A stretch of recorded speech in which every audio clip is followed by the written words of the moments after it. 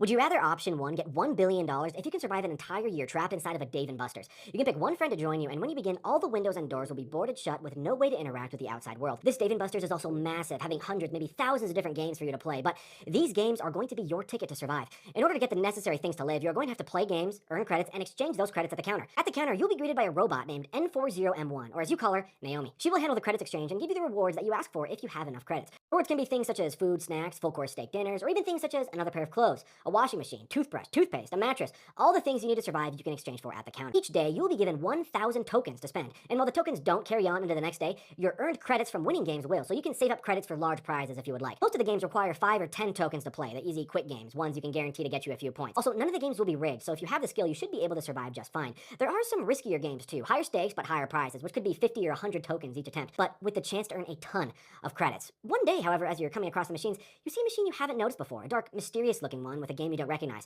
You approach the machine and it says how much it costs to play. 1,000 credits. But if you brought a friend with you, the cost is 2,000 credits. You're shocked because what is this game and why does it cost so much? So you ignore it and continue on with the challenge. Once you've made it a couple of months in, you should at this point have a nice setup. You'd have used your credits to redeem things like a shower or a bed, unless you've just given up on personal hygiene, but your living situation should be fairly comfortable with a healthy surplus of extra credits. That is, until you notice something strange. You go back to one of your regular games for earning quick tickets, Dig Dug, and as you approach the game, the scoreboard flashes, and you see below you and your friend's name, another name on the scoreboard, a 3-letter name called FFB, and they only earned 1 point. So you ask your friend if that was them, and they swear on Triple T that it was not them. And you go into another game, Outrun 2, and what do you know? Another scoreboard entry from FFB, this time 10 points. So you go through nearly every game in the arcade and you find 14 machines with entries from FFB. Weird thing is though, the points are numbers like 1, 100, 110, 1000, 1010, and you ponder over it for a moment before something clicks. This is binary, this is code, this is a message of some sort from FFB. And because you're a genius, you figure it out. Each score on each machine is simply a binary form of a decimal number, those numbers being 1 through 14. Thoughts roll in your mind. Why use binary? Why send me this message? The numbers, what do they mean? Then you get an idea. You go back to the machines that FFB scored on and you take note of the names. Dig Dug was on 1, Outrun 2 was on 2, NBA Hoops was 3, Time Crisis was 4, and then you see it. It's the first letter of each of those games. So you go back to the drawing board and take note of the first letter of each game and it spells something. Something that shakes you to your very core. Don't trust Naomi. A million thoughts swirl in your mind at once. Is FFB my friend, my enemy? Naomi hasn't done anything other than help us exchange our credits. What is going on? But then you realize there's one game you haven't yet touched. The final piece of this puzzle. The 1,000 credit game. So when you and your friend get ready and you go to try the game, you put in all your credits for the day and you're greeted with a screen. It simply says, enter password 14 digits. The only thing it could be is don't trust Naomi. So you type it in and press enter, then the screen goes blank. Text appears on the screen. It says, I have to be quick. Well done for figuring out the risk. It pauses for a moment and you look around nervous that maybe Naomi is lurking nearby. The text continues. It says, you've already been here for more than a year. You're trapped. You and your friend look at each other shocked. You don't think you're even halfway done. You assume whoever is typing this is also FFB. They continue, and the text says, each machine houses the soul of one person who attempted this challenge.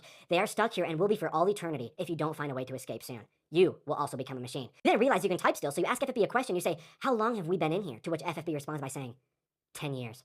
He then says that any day now, one of you will become a new game and one of Naomi's servants for all of eternity, forever trapped in here. You ask, how can we escape? And FFB responds by saying, you must destroy Naomi. Only then will the curse be lifted and we will all be freed. And the only way to do it is to beat Naomi at every single game in the arcade. So the next day, you go to Naomi and say, we challenge you, Naomi, robber of destiny, unmaker of life, to beat us at these games.